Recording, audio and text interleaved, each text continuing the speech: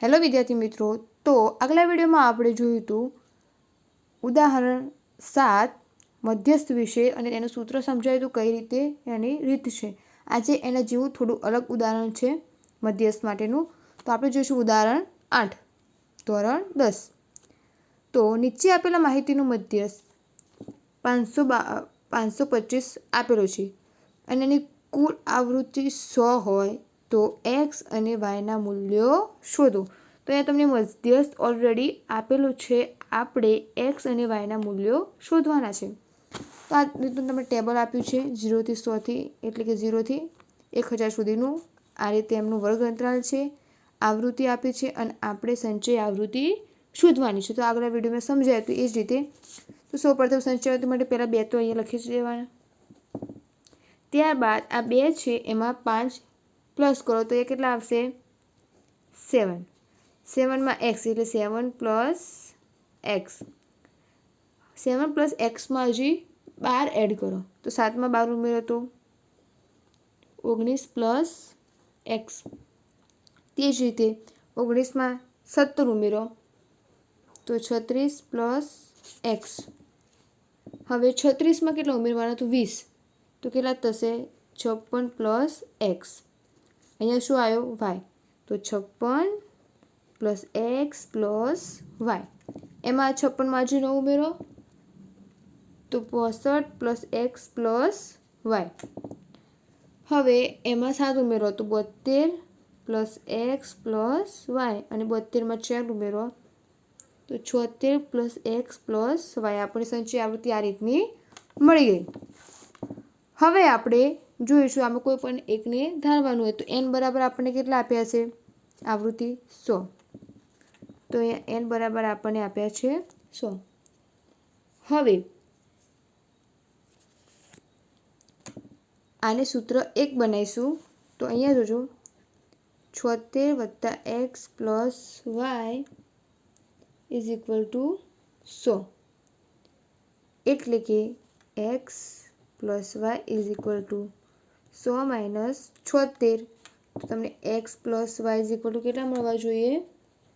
24 થવા જોઈએ. તો આ સૂત્ર પહેલાં તમારે આના પરથી તાળવી લીધું.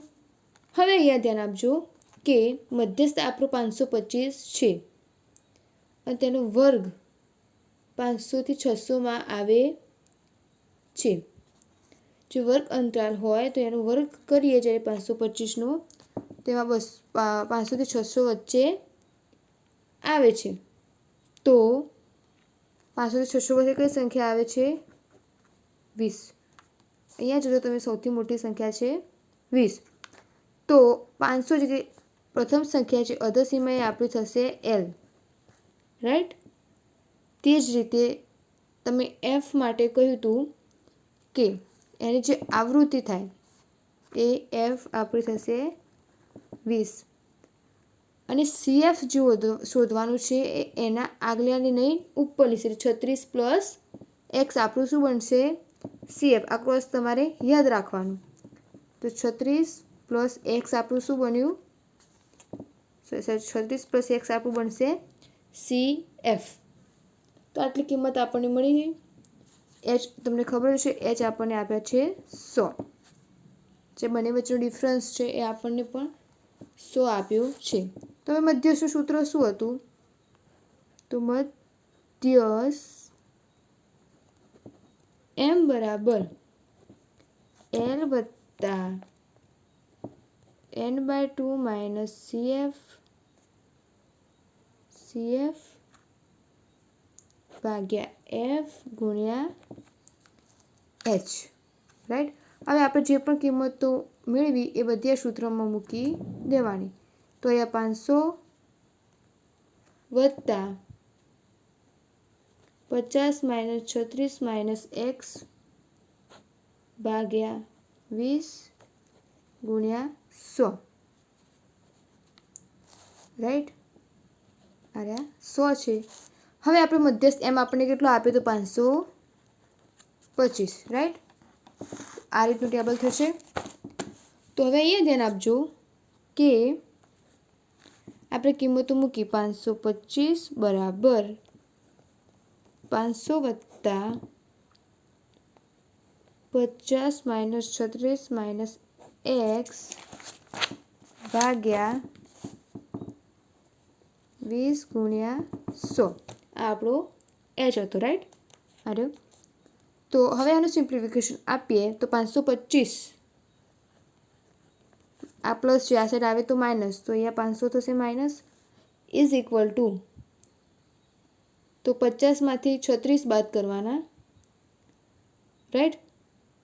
એન્ડ એમાંથી 20 વડે આને ભાગ ચલાવ્યો તો 50માંથી જે 36 બાદ કરો તો અહીંયા આવશે 14 માઇનસ એક્સ, નીચે છે 20 ગુણ્યા 100 તો 20 પંચા 100 તો અને 525માંથી 500 જાય તો કેટલા વધશે? અહીંયા 25 is equal two 14 minus x અહીંયા ગુણ્યા 5 તો 25 is equal two 14 પંચું 70 minus 5x. હવે 70 કેવા છે? પ્લસ, પેલી સાઈડ આવે તો માઇનસ, અથવા આ માઇનસ છે પેલી સાઈડ આવે તો પ્લસ, ના આ સાઈડ આવે તો માઇનસ, તો 5x is equal two 70 minus 25 તો 5x ઇઝ ઇક્વલ ટુ 45 તો x ઇઝ ઇક્વલ ટુ 45. આ કેવા છે? ગુણાકારમાં, પેલી સાઈડ આવે તો ભાગાકારમાં, તો ભાગ્યા 5, 45 5 વડે ભાગો તો 9 પંચું 45 તો આપણે x કેટલો મળ્યો? 9. હવે આ કિંમત સમીકરણ 1માં મૂકતા સમીકરણ 1 આપણે શું બનાવ્યું હતું? x plus y is equal to 24 તો x plus y is equal to 24. એક્સની કિંમત આપણે મળી ગઈ 9 તો 9 વત્તા y is equal to 24, y is equal to 24 minus એમાંથી 9 બાદ કરો તમને વાય બરાબર કેટલા મળશે? 15. તો આ રીતે આપણે કિંમત શોધી શકીએ છીએ, રાઈટ? તો અહીંયા જોજો, સૌપ્રથમ શું કર્યું તો મધ્યસ્થ માટે સંચય આવૃત્તિ શોધી, આનો 2 હતા એમાં પાછા 5 ઉમેર્યા, એમાં 7 થયા, 7માં પાછા x ઉમેર્યો, 7 પ્લસ x એ રીતે વધારે જવાનું, સંચય આવૃત્તિ અહીંયા પૂરી થઈ જાય. હવે અહીંયા તમને જો મધ્યસ્થ આપ્યો હશે અને આવૃત્તિ આપી હોય કુલ, તો આ રીતે તમે શોધી શકો છો કે છેલ્લી સંખ્યા જે હોય એની આવૃત્તિ 100 આપી હતી તો એનું એક સમીકરણ બનાવી દીધું. ત્યારબાદ જે મધ્યસ્થ હતું કે જે વધુ વાર આવૃત્તિ હતી એને આપણે સિલેક્ટ કરી, એની આગળની સંખ્યાથી આપણો L થશે અને એના